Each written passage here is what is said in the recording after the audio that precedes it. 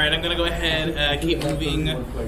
So we are doing this work session on AIM 99-2019. We only have a half hour, so let's go ahead and do introductions. I'm going to turn over to the library, starting with you, Pete.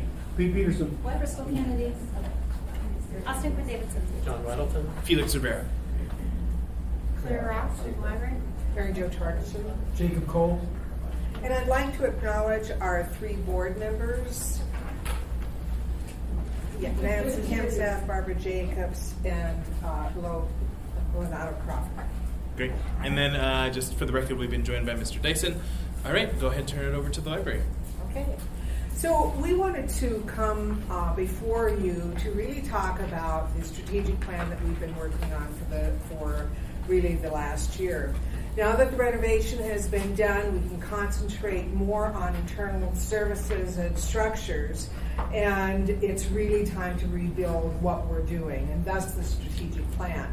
The last one we did, we started in 2015, and it went a little longer, 4 years, and in that we followed a traditional strategic plan where we pulled in a couple of board members, a couple of the public, some of the staff, etc. This time we did it completely differently. Starting, for example, with many of you. We interviewed you, asking you some of the same questions that we asked the public, and out of all those questions came a digest of our strategic plan. This particular slide represents what we were trying to do, reach out to a wide variety of people in various locations. So based on the community, what the community told us, we then crafted our mission and values. Connecting is the first word, and it's that for a reason, because that's what the library is. The library is a connector to education, information, community. Now, education doesn't mean necessarily a PhD. What it means is getting the information to the public in the way they need it, in whatever, however level of depth that they need it. That's what education is. The connecting to the community is really opportunities for people to learn and to be inspired and look differently. And then the last one, or the second one, is community pride. Pride of diversity, pride for Alaska, because Alaska is unique, and more importantly, pride of Anchorage. The third slide has to do with our mission. The mission of the library, we really condensed it, and again, connecting.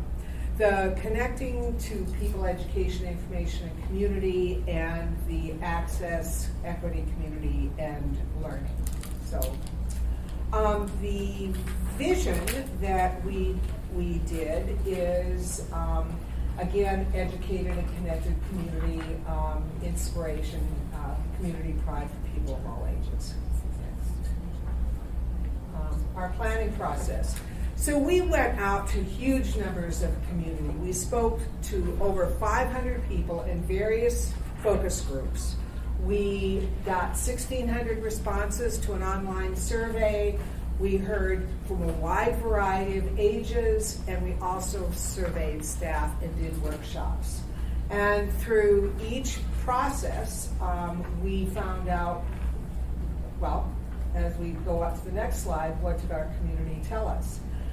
The strategic plan timeline, we spent roughly 6 months per timeline. We spent a lot of time going to the public to do the focus groups. We even hired a facilitator to train our staff to go out and be facilitators. And by the way, this is an aside, those same facilitators could be used for other city functions and for other kinds of gatherings. So we spent 6 months talking to the community, developing staff, and then we moved to internal improvements. We felt that we needed to go inside the library first, figure out what kinds of things we needed to do. So for example, internal communications, we emphasized a lot of community customer service standard. We standardized our policies. And then for the rest of the year, July through the next 3 years, we'll be focusing on the plan. When we asked the questions, and like I said, I asked you all, It had nothing to do with the library. It had to do with our community. What are the critical issues that we're facing today? What do you see happening in the next 5 years? And what skills will individuals need to do to thrive in Anchorage? And then we finally, and this next slide is a word cloud. This is what folks responded. These are the words that bumped up more than anything. And education being one of the biggest ones, and community. Community came through loud and clear.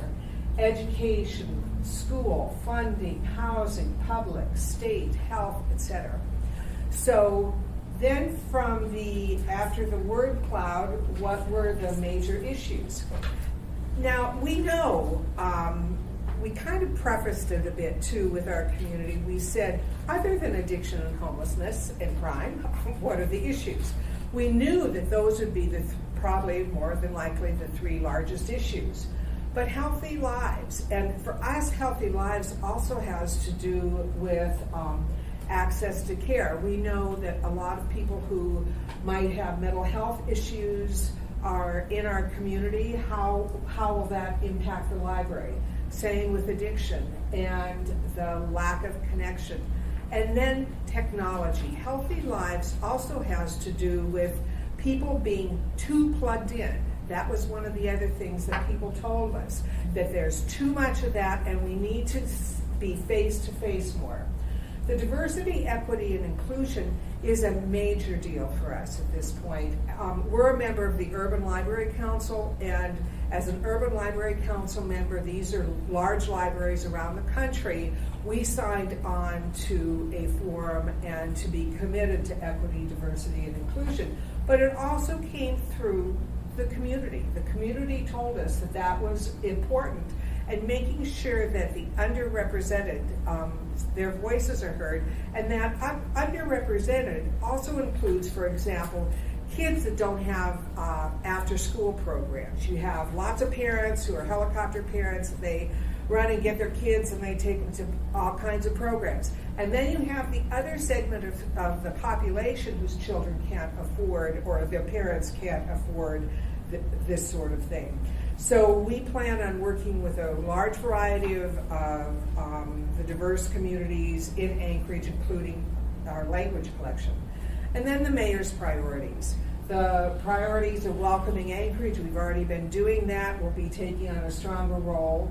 Housing and homelessness, how you see that act out, and we will continue the next 3 years, is having a community resource coordinator who offers housing labs and who helps people that are homeless. Now, as we all know, picking up a newspaper, how critical that is right now. If the governor's budget goes through, the issues of homelessness will have a huge impact on the library as well. And then public safety.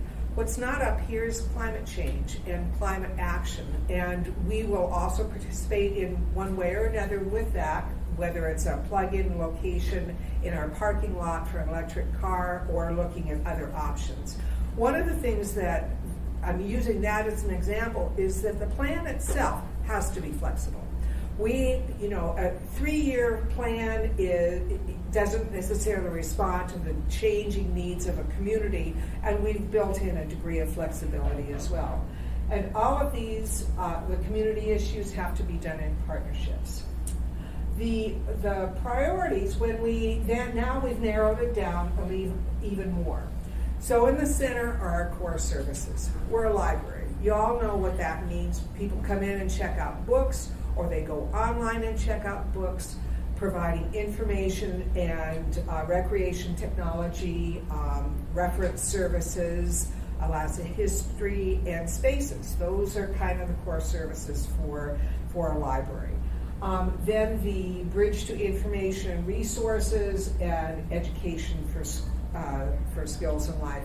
And in the plan itself, we have bulleted points about what that all plays out. And I do invite you to be sure and read the plan. I'm kind of giving you a large overview on this. So the core services continue to be it's our friendly staff. And I can't stress the importance of our staff enough, because we strive to be welcoming and respectful for everyone that comes in our doors. We're doing a customer service initiative. Jacob is leading that. And that customer service initiative is really to strive to provide the best services we can in whatever way the public needs it. And so we've provided some examples there. Merchant, for example, we had somebody come in just the other day who was moving to Oregon, and she worked in a greenhouse, and so we went to Merchant, figured out what greenhouses were in Portland, gives the size of those greenhouses, and addresses and contact information on where to find the next job.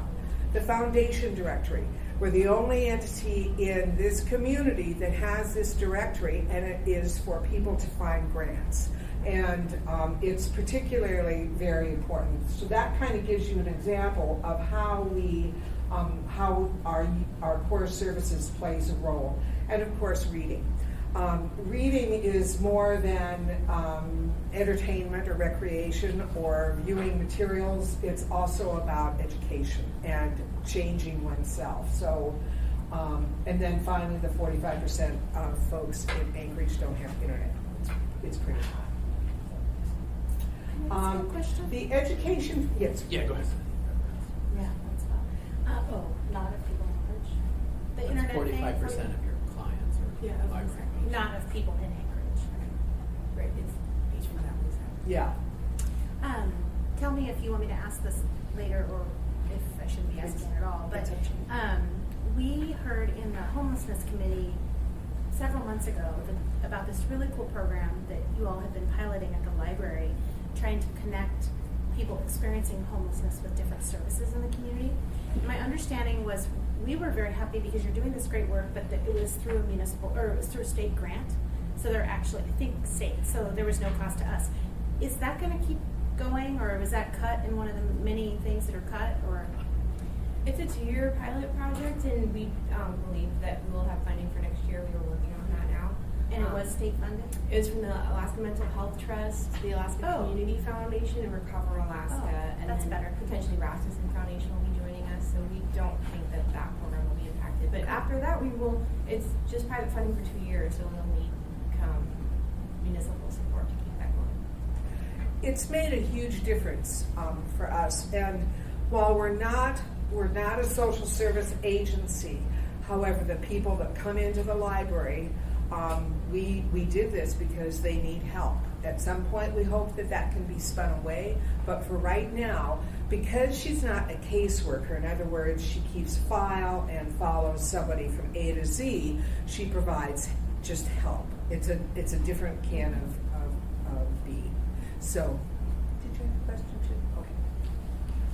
Thank you. Education for schools and life. So the literacy is the huge driver here, and the kindergarten readiness. I'm sure you hear a lot about that. Out of 13 skill sets that are needed for entering kindergarten, there are very few kids that have those when they enter. And it probably only about a quarter of the kids have the educational goals, and that's kind of deplorable. And so, particularly if you look at 4 language groups, and that's Alaska Native, Latino, African American, and Pacific Islander, and those are the kids that are failing, and those are the kids that we will be concentrating on. The after-school program I kind of mentioned. There are many students that don't have the ability, because parents are working 2 jobs, or they're doing after-school they don't have access to the after-school programs. So that is one other thing that we want to do, and we've started that with STEM programs. We got a grant, we've developed these STEM kits, and we're providing even more STEM programs as well. So we see that as a major role. The solutions, sorry, I've lost my place here. include things like story times. We're going to try a WIC story program, an educational program in a WIC office. We've never done that. And part of this is to gain access to the parents, because it's the parents that make a difference in a child's life. Parents oftentimes don't know the kinds of skills that a child needs to be ready for entering kindergarten, and that's kind of where we step in. These are just some examples of solutions that we will be doing. Oh, yes. Talking about a WIC office, I imagine a couple desks in a room and people, would you have a lot of people hanging out there? I can speak to that. Okay. The WIC office over at the Health and Human Services, people have to go, I think, about 4 times a year to either apply and then renew their services. And if they don't make an appointment, there's a lot of people who just walk in, and sometimes, so one person might walk in and not have their application together, so the counselor has to work with them for like an hour or 2 hours. So if someone comes right behind them and the counselor's booked for 2 hours, they're just sitting in the lobby. I can't speak to this particular program that they're working on, but they do have a little library there where they pass out books, and so we're partnering with them to get more resources for that office. Or do you have someone there reading, or you just provide the books? I don't know what they're going to be doing with that program. Hopefully they'll be talking to the parents about the importance of reading to kids and what the steps are for kindergarten readiness to help talking, playing, singing. Remember, there's 5 of them, and I remember the last 2. So who are them, people who work? Parents, for the parents, the parents that are receiving WIC services. And you have staff there reading too, right? We will have staff that will visit select offices, and the staff, for example, there's also a WIC office, I believe, in Eagle River, and so it will kind of depend on the staff abilities. So I think it's a good idea. I just wanted to go there and there's 2 people. It's like, well, that was a waste. Well, or and 10 or 20 or something. Right, and I mentioned partners for a reason, because we've partnered with DHHS on several initiatives. They have access to people that we really fit within our target groups. What happens in libraries, and it means that the standard and the history for many people is they bring their children to a story hour. It's really an educational learning opportunity. Those, I would guess, are 80 to 90% white, middle-class Americans. What we don't get, because of 2 jobs or transportation or on and on, are more of the diversity. And that's where it's more work, and it means we have to go out into the community itself. And that's one of the trends of libraries. It's more than just the services we offer in the building. Okay, I think we're ready now. Can I? Yeah. So generally in the mornings when WIC first opens up, my mom is a WIC dietitian, and so they have a lot of people that try to get in first thing in the morning, get their name on the list and all that type of stuff. And our youth librarians that are especially skilled in doing story times and early literacy instruction, they are talking with the WIC offices and saying, when do you have a lot of people there waiting in line? And generally that window in the morning when they first get there. So what they're hoping to do is pass out both informational things about what makes a good story time, what are the skills that you should include when you're doing a story time, and then to model those types of story times in a very quick environment where they can do something really quick and easy. And I think that, like Mary Jo said, it's that the economically disadvantaged don't have the same opportunity to take their children to this. So this is really just an example of what we're trying to duplicate among many different groups. Cook Inlet Tribal Council, Head Start, all these different program agencies, so that we can reach out to people that typically don't have the same availability to come to the library. The library isn't just a building and a bunch of books, but it's also the staff resources to go out and to find people that need our resources and to give it to them. And I think that's what she's trying to give as an example. Thanks, man. Yeah, I totally get it, because as you know, that's what I do at Bosco. So that's why we do stuff at the library. Right. So I think it's a great idea.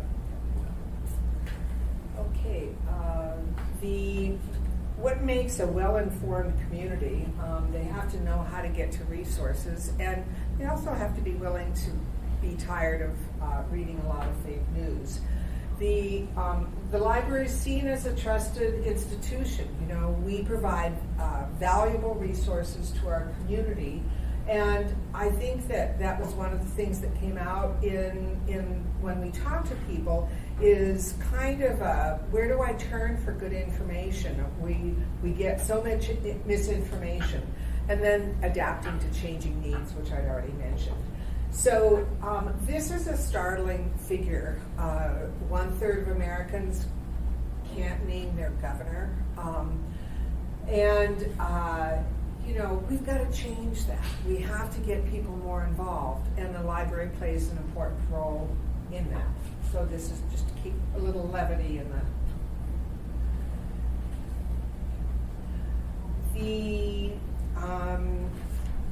the community solutions, current events, being responsive as things come up, particularly as needs in the community come up. We have wonderful collection, great librarians, as I mentioned, great staff, and the community resource coordinator, the social worker, plays an important role in providing the services that we have. The library brings Anchorage residents together. That is the building community. As I mentioned, the community was a common theme, and with the public and the divisiveness in our community. Why does it matter? These figures kind of show people are more lonely and experience a different kind of need. And the library, how many people that we talk to that sit in the library a whole day, and it's not even that they're reading, but it's also being together with somebody else. And there aren't many places where people don't have to buy anything to have that kind of experience. Our story hours, parents come together, they develop bonds with one another, and they are able to talk after a story time. That's worth something. Having live at the library, music on the grounds, having 1,500 people coming to Harry Potter. So if you have nothing better to do on the 27th, come to Harry Potter Day. So all of these, bringing people together makes the library stronger. And again, we have to do it with through our partnerships. From an angle of solutions, again, we have a great staff, different kinds of programming, the equity, and then we will need to increase volunteers. I got a question Yeah. for you, Mr. Weddleton. Explain decolonizing collections. Pardon me? What does decolonizing collections? You know, decolonizing is really a way of, particularly for Alaska Natives, it's a way of looking at a perspective of Alaska. And one of the things, using the Alaska Room as an example, it's predominantly written from a Eurocentric aspect and standpoint. There were many people here before Alaska was settled, and decolonizing is looking through another lens, and it's a way for equity, diversity, and inclusion as well.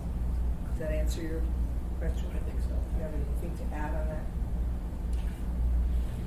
With that, can I ask? Yeah, go ahead. Since it's referring to collections, makes me think that maybe it's like bolstering like the diversity of the collections that are available for people to show a more rounded view of Alaska, maybe? Yeah. Right. Well, and we have a new person in the Alaska Room, and we hope that we will augment what is currently there.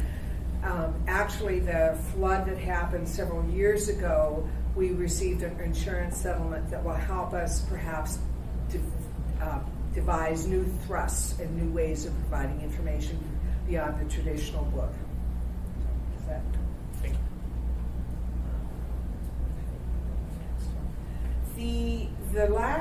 Then we also asked staff, and the staffing during the renovation, we had a job to do. We introduced so many changes. We introduced automated handling. We reintroduced self-checkout, and we had to move fast. Well, as fast as the renovation would let us move. And so what we're trying to do with this is slow down, ask the staff, is this a good place to work or not? And out of the responses, trying to make it a better place to work. And also taking their input. We are involving staff on numerous committees, internal communications. Today there was a staff orientation from every segment of the library. I keep going back to equity, diversity, and inclusion. We have a staff group from all walks of the library with that one as well. Because the only way the library can change and be a community player is to involve all of our staff and have the staff's voices heard and have the staff be committed as well. So, and then all that said, the staff, we're spread too thin. But that's probably true of all departments in the city. The internal goals and strategies for the internal is be a great place to work. Really look at our operations, and again, we've redone all of our classifications and position descriptions. It's not very sexy, but it does allow us to really look at all of our positions, looking at our policies, and then be prepared to engage the community in a different way. So what's next? We did a survey as part of all this. We'll try to do a survey either every 12 to 18 months just to make sure that we're doing a continuous improvement and continuous check-in. 86% of our customers felt that we were valued and that we're a good investment. Now, we hope to increase that as a number. We also looked at how we fit to other libraries, and we have 20% of the population, or the staff, and we need about another 4 locations. The book budget is, we will be asking some additional funds this year, but it's half of what other libraries spend on materials. So what's next? We will be looking at more and more ways to provide the services. We're continuing to involve staff. The children and the kindergarten reading scores are really, it's probably one of the most important things we're doing. The adult skills. Now, I keep referring back to what people told us. What they told us is that young people needed adulting skills. And we were a little surprised by that. Adulting skills is like how to change a tire. I'm not sure we can do that, but cooking, sewing, all the things that you used to learn in school but don't anymore. And young adults still need to have those skills. And our partnership with Cooperative Extension, we're leasing them space, is also a great way to partner for them to provide some of that. The job readiness, there are other agencies, but we're able to provide more one-on-one, and we'll augment that, hopefully with volunteers helping with that. But it's not just helping people. They have to learn the technology. If they're computer illiterate, the way you have to apply for a job now is all online. You have to figure out how to do a resume. And we also have resources, electronic resources, to help people find jobs. And finally, a more educated community. That education is not a formal education. It's for the self-learner as well. Things like lynda.com or a testing and reference center, newspapers and magazines. So our staff, our advisory board, and as I mentioned, 3 board members are here. The foundation is essential to our family. They donate lots of money, and do the friends and the volunteers. So, and our board members did adopt the strategic plan as well. Great. Any questions for the library? Yeah, thank you so much. Okay, thank you. So, that one's over. All right. Thanks, guys.